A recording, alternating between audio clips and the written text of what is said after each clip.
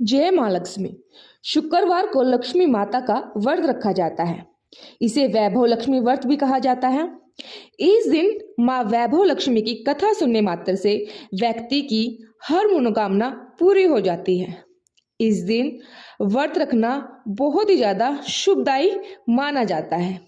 इससे व्यक्ति को कभी भी जिंदगी में धन संपदा की समस्या का सामना नहीं करना पड़ता है।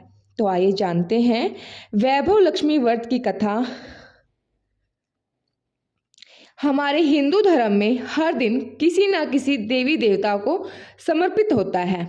शुक्रवार का दिन माता लक्ष्मी का दिन माना जाता है जिस घर में माता लक्ष्मी का वास होता है वहां कभी भी धन संपदा से जुड़ी कोई भी समस्या नहीं आती है।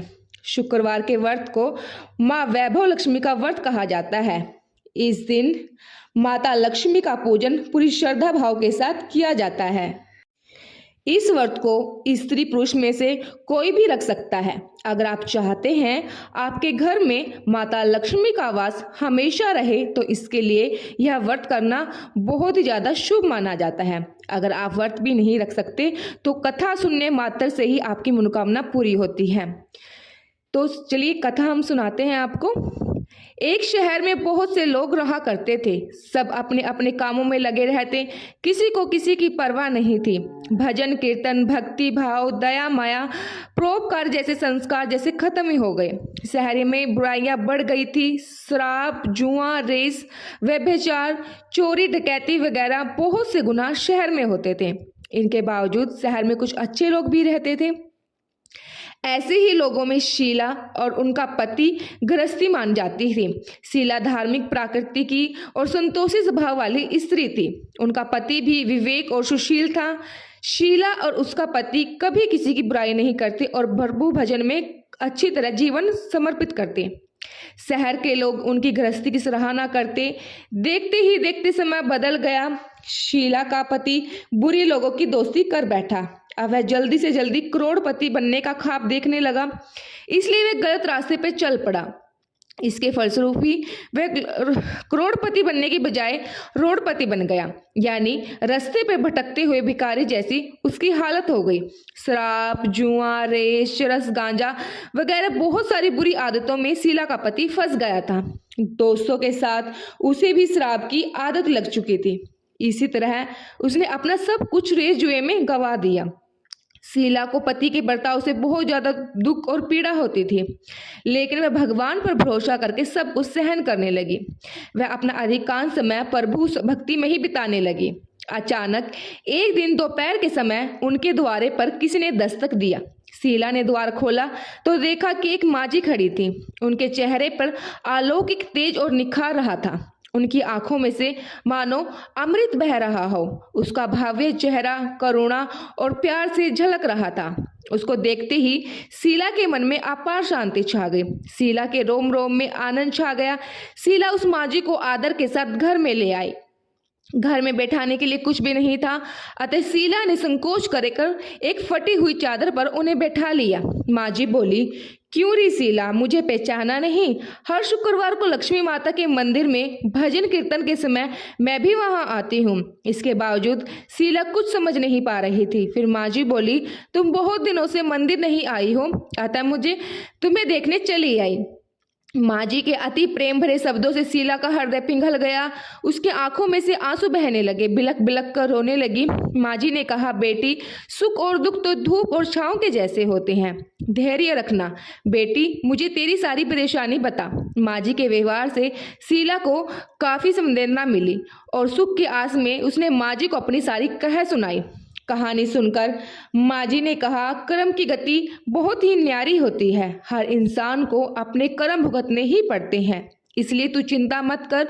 अब तू कर्म भुगत चुकी है, अब तुम्हारे सुख के दिन अवश्य ही आएंगे। तू तो माँ लक्ष्मी की भगत है। माता लक्ष्मी तो प्रेम और करुणा का अवतार है। वे अपने भक्तों पर हमेशा ममता रखती है, इसलिए तू भी धैर्य रखकर माता लक्ष्मी का व्रत कर, इससे सब कुछ ठीक हो जाएगा।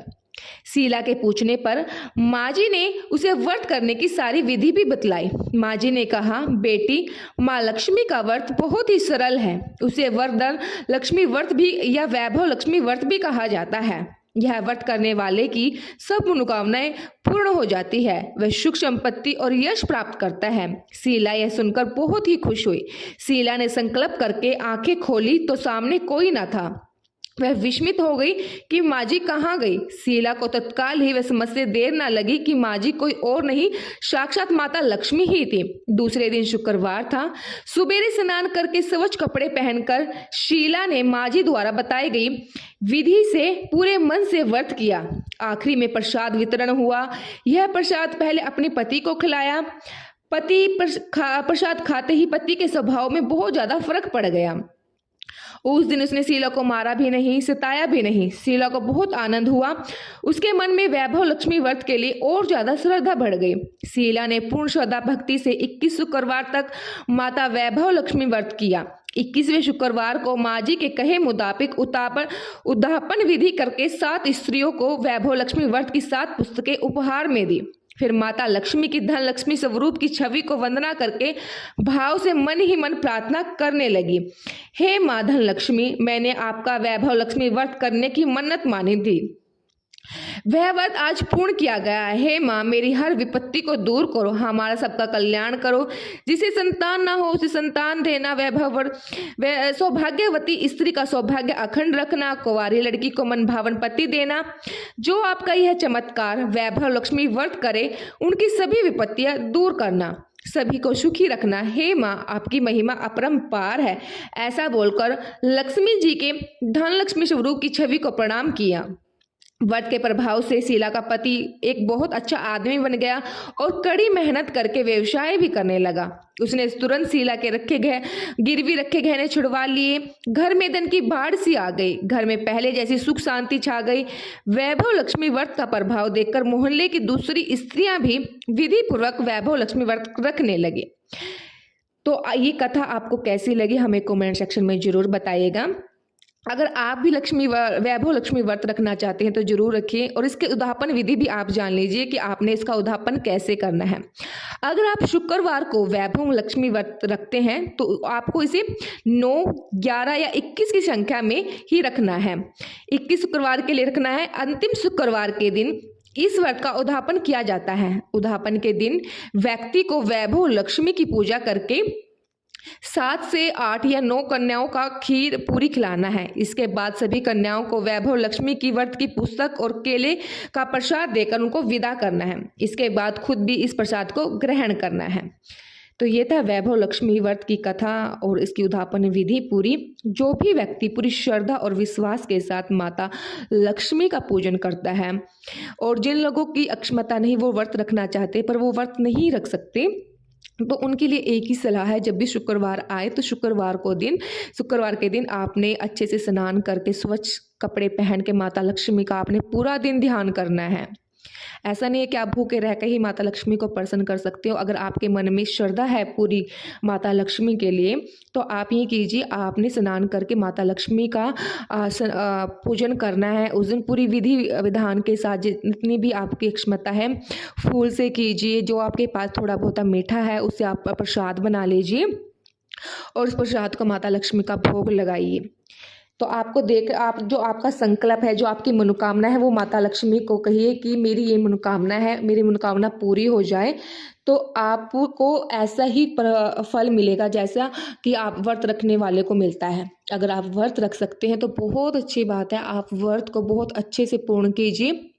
और कहा जाता है माता लक्ष्मी का जो व्रत करता है पूरी भाव से, तो जब तक हमारे जैसे कि आपने 9, 11 या 21 की संख्या में आपने व्रत करने का संकल्प लिया है, जो हमारा आखिरी जो वैसे तो बीच में ही हमारी जो मनोकामनाएं पूरी हो जाती है तीसरे चौथे व्रत में, क्योंकि मैंने काफ़ी लोगों से सुना है कि माता वैभव लक्ष्मी व्रत का इतना ज़्यादा प्रभाव होता है कि आपकी मनोकामना बीच में ही, आपके व्रत पूरे भी नहीं होते कि मनोकामना बीच में ही पूरी हो जाती है। तो फिर आपने जब भी आपकी मनोकामना पूरी हो, ऐसा नहीं आपने व्रत करने छोड़ दिया, आपने पूरे जितने संकल्प लिया है व्रत रखने का आप उतने व्रत कीजिए और उसके बाद पूरी विधि विधान के साथ, जो जैसे ही हमने आपको बताया कि आपने उद्यापन जरूर करना है व्रत का। कोई भी जो व्रत हम रखते हैं वो बिना उद्यापन के पूर्ण नहीं होता है। जब आप इतने दिन भूखे रहे हो तो थोड़ा सा आपने उद्यापन करना, ज़्यादा इसमें खर्च नहीं होता। वो आपकी श्रद्धा है कि आप किस तरह से अपना जो भोग है वो लगा रहे हैं। जो अगर आपकी किस्मत अच्छी है, आपका अच्छा काम बन गया है, तो मैं तो यही कहूँगी कि माता लक्ष्मी को आप अच्छे वाला भोग लगाइए, ताकि माता भी प्रसन्न रहे कि मेरा भक्त मेरे लिए कितना कर रहा है। वैसे तो सब कुछ माता का ही दिया हुआ है हमारे पास, माता को किसी चीज़ की आवश्यकता नहीं है। पर जो भगवान होते हैं, देवी देवता होते हैं, वो हमारे भाव को देखते हैं कि हम उनके प्रति कैसा भाव रखते हैं। तो हमेशा अपना भाव अच्छा रखिए, छल कपट ना तो दूसरे के प्रति रखिए। तो आपको ये वीडियो कैसी लगी हमें कमेंट सेक्शन में ज़रूर बताइएगा। जय माँ लक्ष्मी।